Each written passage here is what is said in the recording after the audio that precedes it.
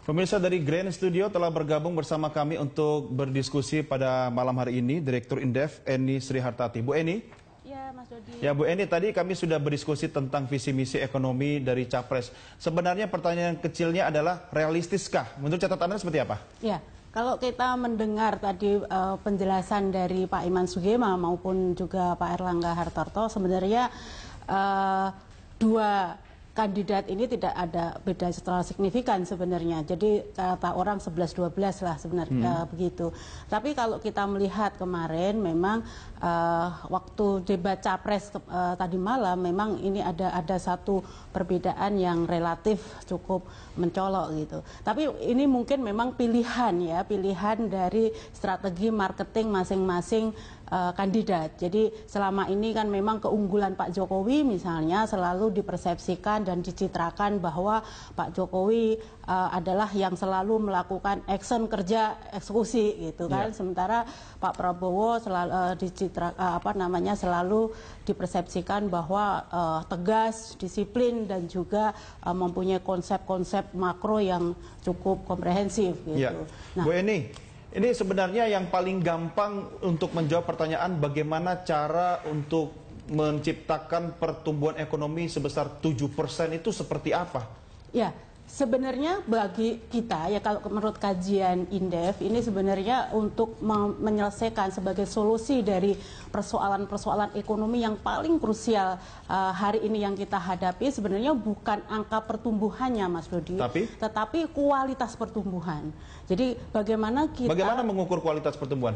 Ya, di antaranya adalah bagaimana kita bisa mereform struktur pertumbuhan ekonomi kita. Nah, salah satunya memang tadi malam sempat disinggung oleh Pak Prabowo ya bahwa sumber-sumber pertumbuhan yang menciptakan atau memberikan lapangan kerja yang cukup besar seperti sektor pertanian, sektor industri ini yang harus diakselerasi. Artinya harus ada betul-betul fokus kebijakan pemerintah ke depan untuk membalikkan sumber-sumber pertumbuhan yang sekarang ini lebih didominasi oleh sektor-sektor non-tradable atau sektor-sektor jasa, sektor-sektor keuangan, perdagangan, ini lebih kepada dialihkan atau difokuskan untuk sektor-sektor yang menyerap tenaga kerja besar dan juga menghasilkan nilai tambah yang besar tadi gitu. Dengan angka 7% itu menurut catatan Anda Bu Eni berapa banyak lapangan kerja harus diciptakan dan dalam jangka waktu berapa lama yang signifikan? Kalau tidak ada perbaikan kualitas pertumbuhan, artinya kalau yang tumbuh seperti sektor-sektor yang sekarang ini, maka sekarang kan elastisitas dari pertumbuhan ekonomi terhadap penyerapan tenaga kerja ini kan hanya sekitar tidak nyampe 300.000 per 1% pertumbuhan. Nah, ini kalau misalnya tidak ada perubahan, jadi percuma juga sampai 7% pun yang terserap hanya tidak lebih dari angkatan kerja baru gitu kan. Artinya pengangguran yang sudah menumpuk selama ini tidak kunjung terselesaikan. Oke, Bu Eni, saya minta Anda lebih spesifik untuk memberikan catatan terhadap apa yang disampaikan oleh Capres Jokowi ataupun Capres Prabowo. Tadi Pak Erlangga malah mengatakan bahwa sebenarnya nggak ada yang baru tuh yang disampaikan oleh Capres Jokowi. Kalau Anda punya catatan tersendiri terkait program-program yang spesifik langsung tepat sasaran pada masyarakat mungkin? Ya, memang Pak Jokowi kita apresiasi bahwa akan concern terhadap sektor pendidikan, sektor kesehatan, karena ini memang merupakan sektor basic untuk kita memperkuat atau meningkatkan produktivitas kita dan daya saing kita. Tetapi catatannya memang selama ini persoalan pendidikan kita ini bukan persoalannya di anggaran. Kita tahu semua kita sudah mempunyai affirmative policy bahwa kita mempunyai anggaran pendidikan sebesar 20%.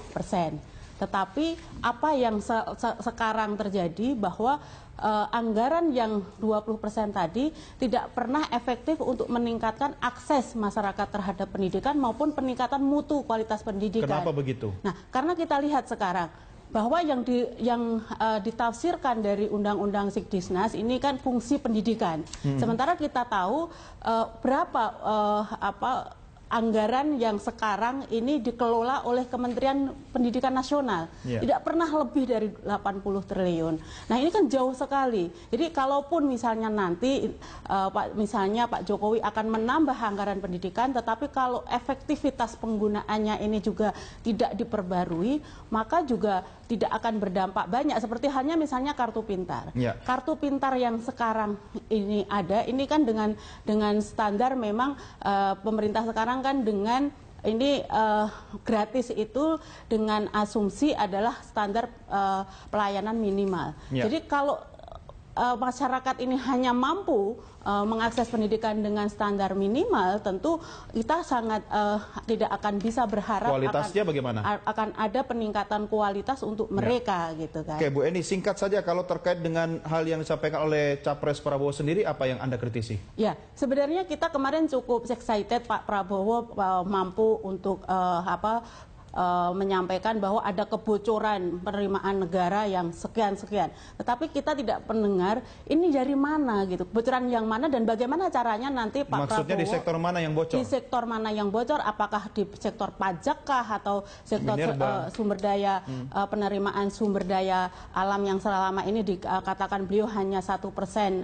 proporsinya buat pemerintah Indonesia. Tapi Anda setuju bahwa fokus pada untuk menutup, mengurangi kebocoran dulu itu lebih penting? Ya, artinya itu salah satu yang bisa menaikkan nanti penerimaan negara. Ya, tetapi yang sangat kita tunggu-tunggu adalah sebenarnya bagaimana caranya gitu kan. Bagaimana caranya untuk mengembalikan kebocoran negara itu jauh lebih penting gitu.